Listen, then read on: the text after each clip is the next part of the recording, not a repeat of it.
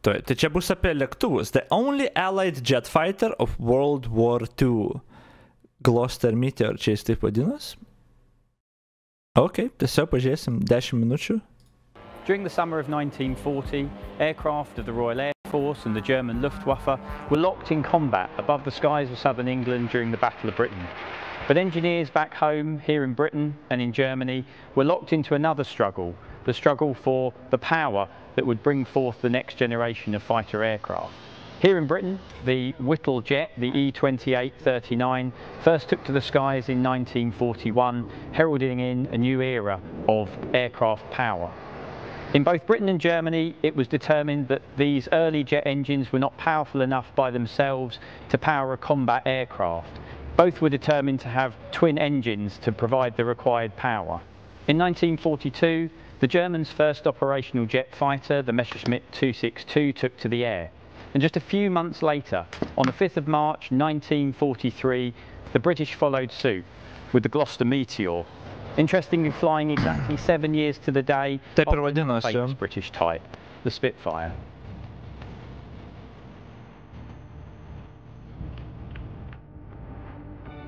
Fighter Command, now armed with something keener and swifter and more deadly to its foes than anything the last war ever saw.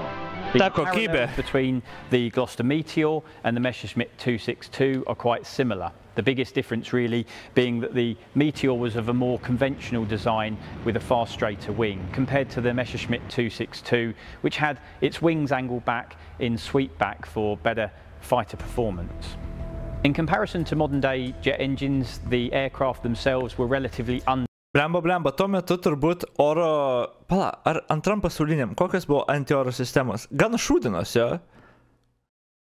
Kas nors, kas gaudotis, pasakykit, arba paskui komentarus parašykit. Taip kaip aš įsivaizduoju. Tai tu, kai sėdi tokiam lėktuvui ir ten varai, nežinau, su savo draugeliais, irgi kurie sėdi tokios lėktuvuose, tu turbūt jautiesi gan sąlyginai saugus, ar ne? Ar machine gunai vis tiek pataikydavo, nes jie per lėtai skrisdavo ir panašiai. Nežinau, tipo, ar buvo kažkada, kada jausdavosi gan saugiai, nu ir tipo, kad tu esi, kaip sakant, galingas. Nes dabar aš atsimenu, galima iš dviejų pusių pažiūrėti, arba kaip tik negalingas, nes dabar belenkiek yra to antioro sistemų, visokių manpad ir panašiai, arba kaip tik dabar naikintuvai tokie greit ir ten stealth ir panašiai, kad tu daug saugesnis jauties. Iš tikrųjų, no idea. Nesaugus jauties, oro artilerija, skaveldinė. Oh, okay.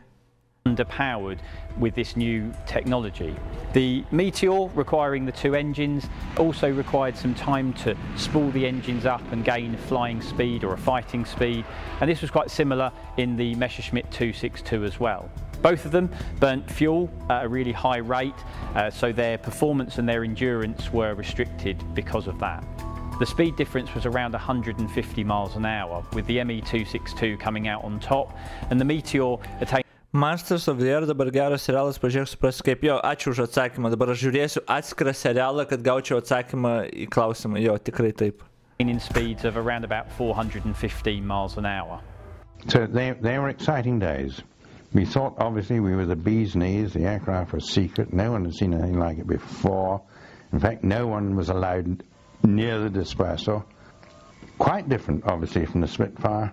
They were twin engine. Esu girdėjęs, kad Lukūnai keptuvės pašiknadėjo. Makes sense.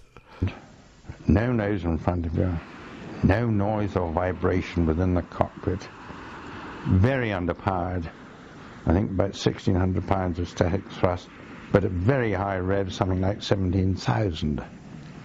So they're very slow to accelerate, but on the other hand, they're very slow to decelerate. And so you had to anticipate your slowing down, coming back into the circuit. When the Meteor first flew in Britain, it would have looked a lot different to a number of other aircraft that would have been flying in British skies at the time. One immediate noticeable difference, though, is with the engines. The engines, nice and long in the wing, don't have a propeller on the front. That meant that the ground clearance didn't need to be as great, it could be closer to the ground. One other noticeable thing with the jet engine would have been the sound, and it would have made the public look up every time it had flown over. And while not exclusively new with the Meteor, it had been seen in some piston-engined aircraft, it would become a trait of the jet aircraft to have a tricycle undercarriage. That lack of need for height meant that the aircraft could be level on the ground, and it gave the pilot much better visibility when taxiing around the airfield. The original design for the Meteor looked at the possibility of having it armed with 6 20mm cannons.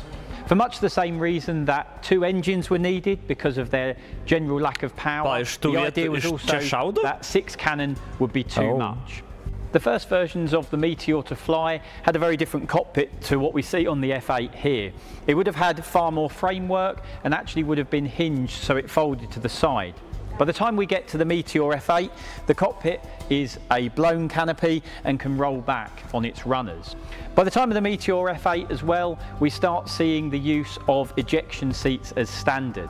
Those very early Meteors didn't have ejection seats, and being able to get out of one of these in an emergency came down to the same techniques as you would have needed on a Spitfire or Hurricane.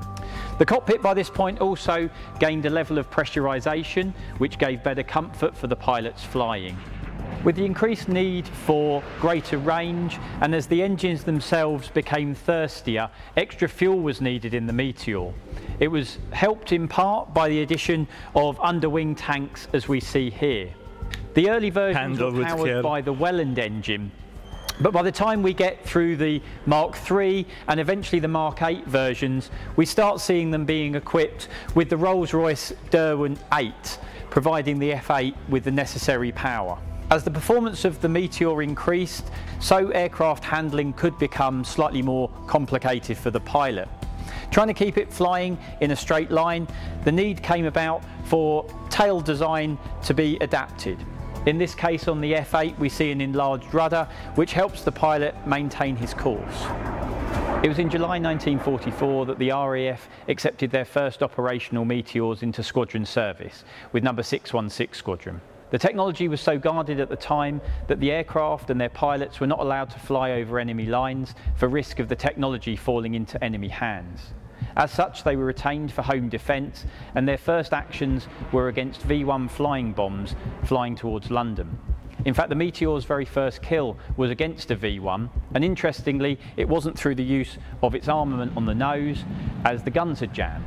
The aircraft flew up alongside this particular V-1 and tipped the wing, toppling the gyro. This was in August 1944, just over a month after Užsikirto ginklą ir pirmas kilas vapšė buvo tiesiog ramino vos ne. What the fuck? Into service.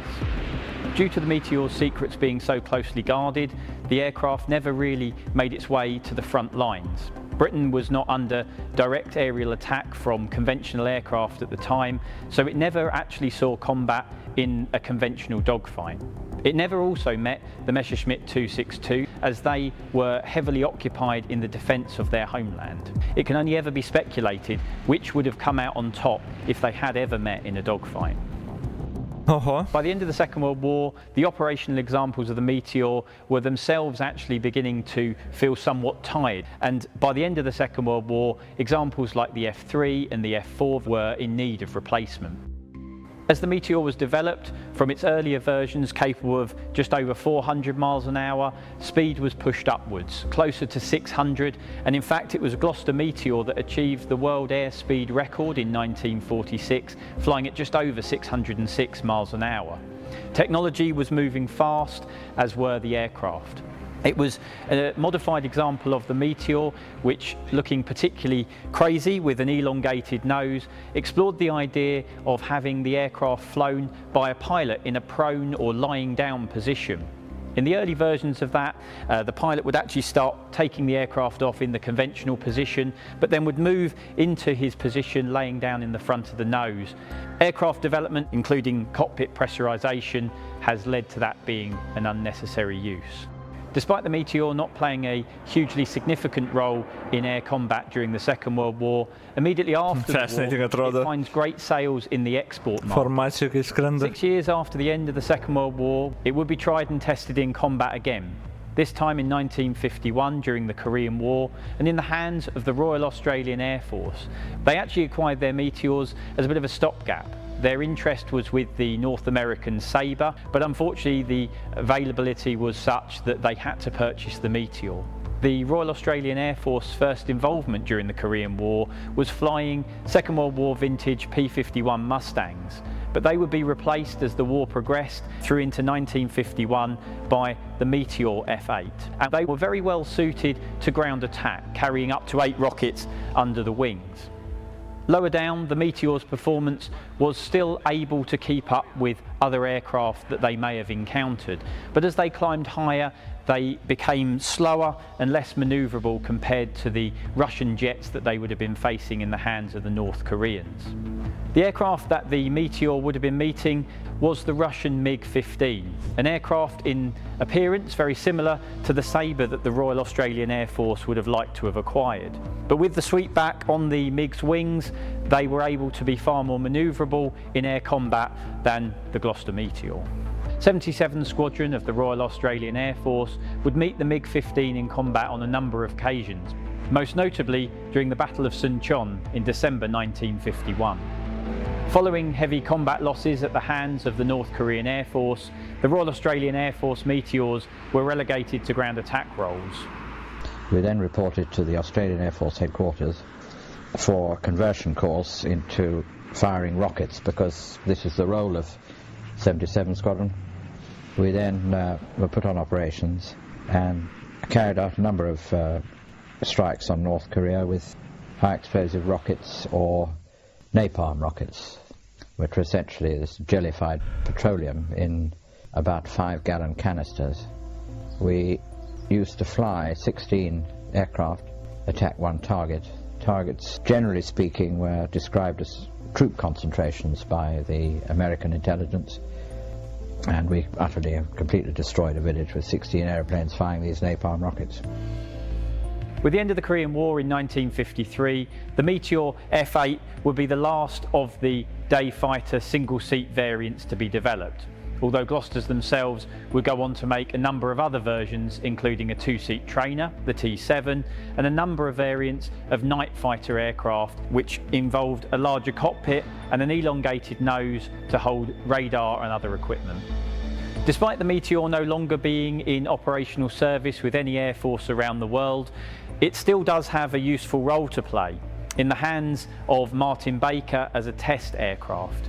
Martin Baker have adapted a number of Meteors over the years for their own purposes, taking the best of 2 versions, the F-8 from the rear section and the front section of a T-7, incorporating 2 cockpits.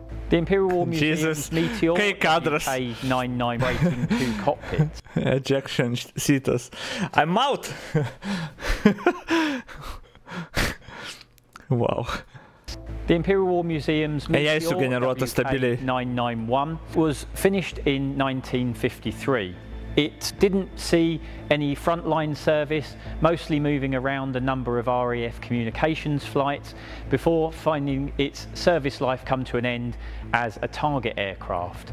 The aircraft was then handed over just 10 years after its first flight and became part of the Imperial War Museum's collection in 1963.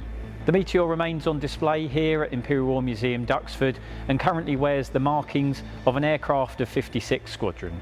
Interestingly, 56 Squadron flying Meteor F-3s was one of the first squadrons to arrive at Duxford, bringing Duxford into the jet age.